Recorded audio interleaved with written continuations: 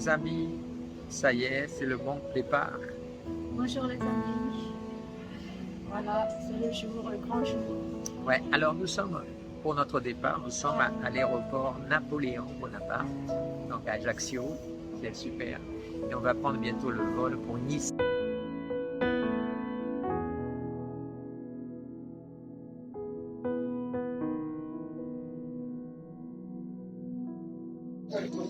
Voilà, après une pause de quelques heures à Nice, on va bientôt embarquer pour Tel Aviv. Donc, on continue notre petit voyage.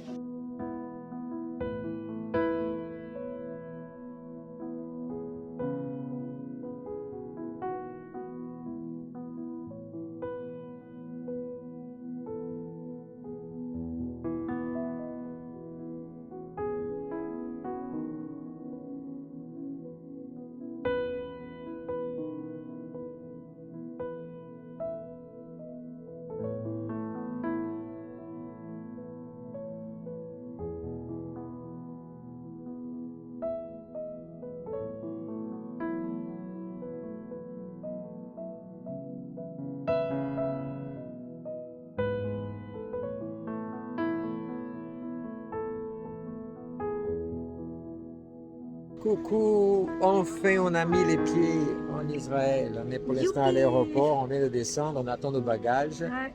On a eu un super vol, merci mon Dieu pour cela. Et puis écoute, on est fatigué, une journée entière, mais voilà, on est là et puis on vous donnera des nouvelles bientôt. Mais déjà, on est très heureux d'être là. Voilà.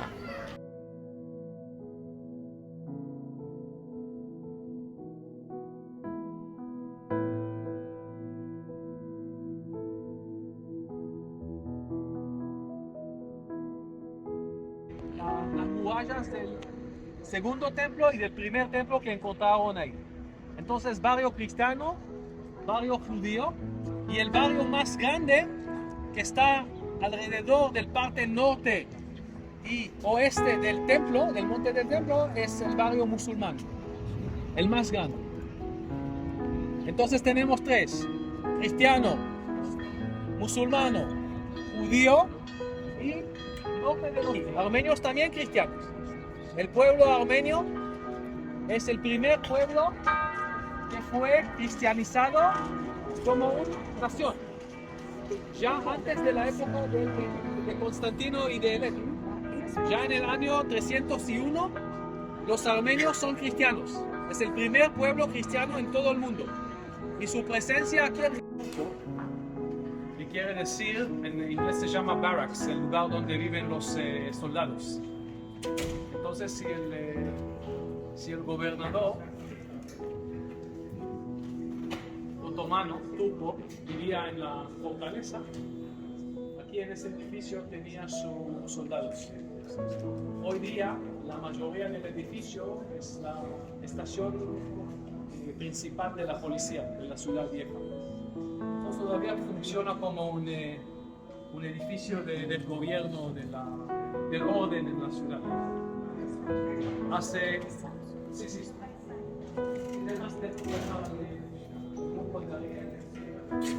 Hace algo como 15, puede ser 20 años, ya perdí todas esas historias, ya no tengo el sur.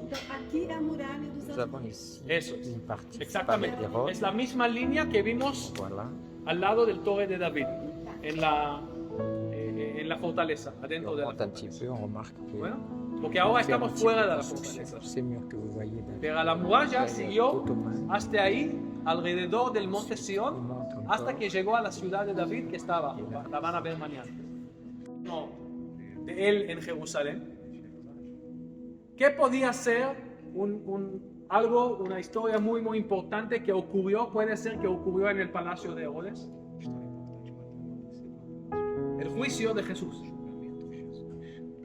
Nosotros vamos a caminar por la vía dolorosa. La vía dolorosa que nosotros vamos a ver es una vía dolorosa, una tradición posterior, que dice que el lugar donde fue el juicio era una fortaleza que construyó Herodes en la esquina noroeste de la explanada del templo. Van a verla mañana en la maqueta en el Museo de Israel.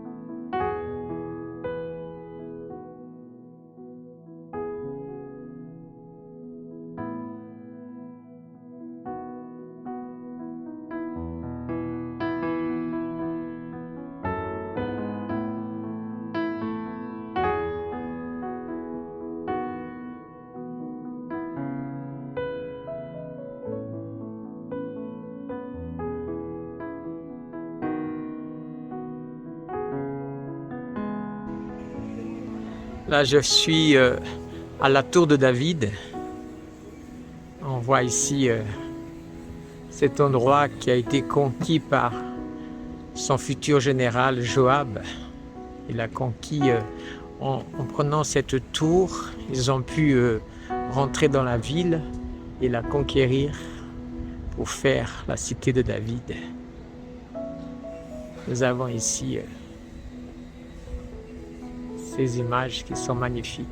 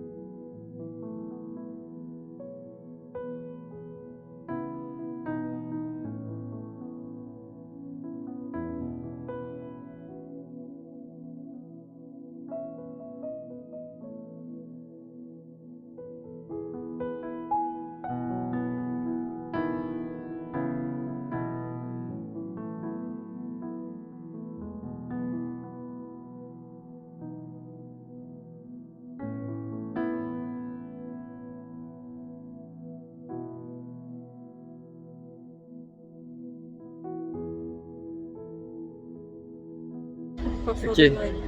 Si, je vous faisais ok.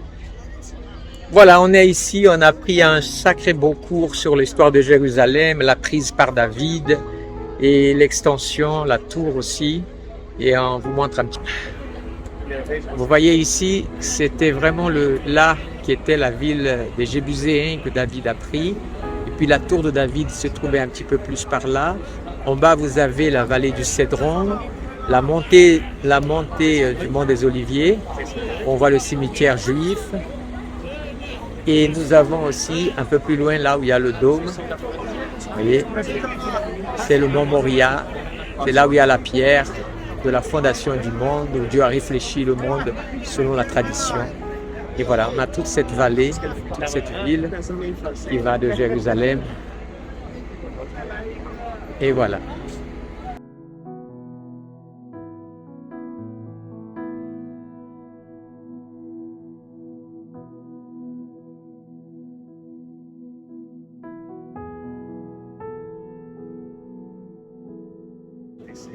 Eso es algo como menos de 40 años después de Jesús, del ministerio de Jesús.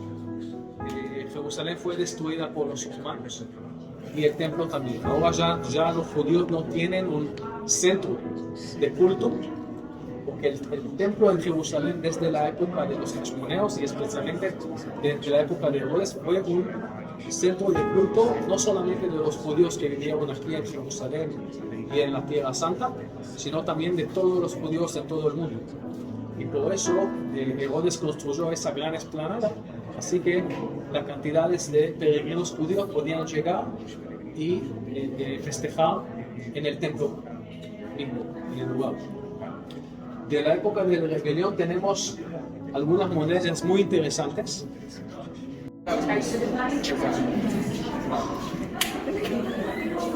La menorah est le véritable symbole de la nation d'Israël.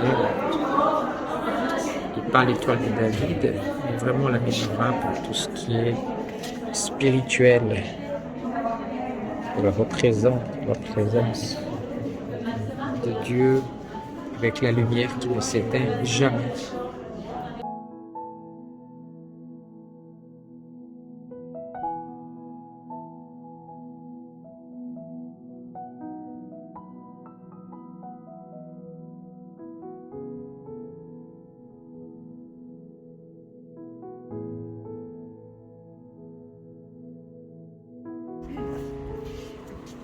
Alors nous sommes ici depuis le mont Scorpus. Ce nom a été donné par les Grecs, qui veut dire lieu d'observation, fait penser un petit peu au télescope, microscope et toutes ces choses.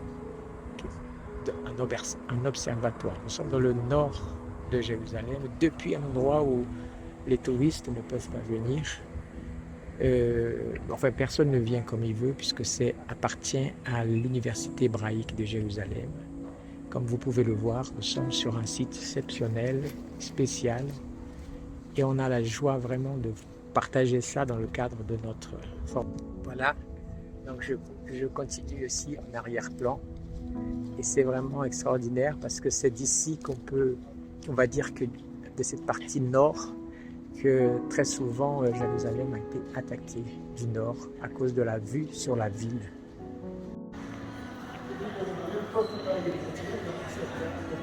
Voilà un petit peu à l'intérieur de l'université. C'est une des universités très cotées dans le monde,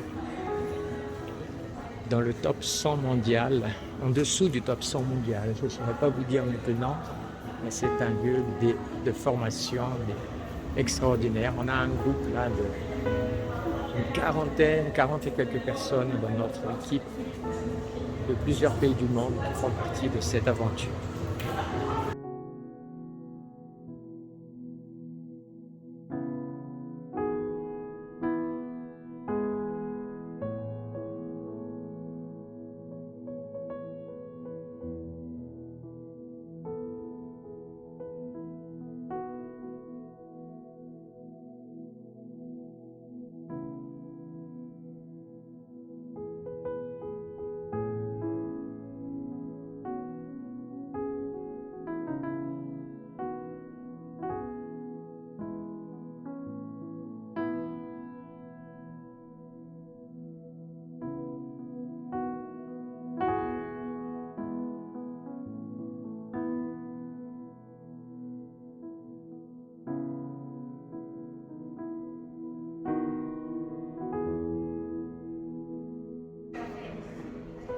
Voici dans l'université un tableau extraordinaire, celui de la cérémonie d'inauguration en 1925.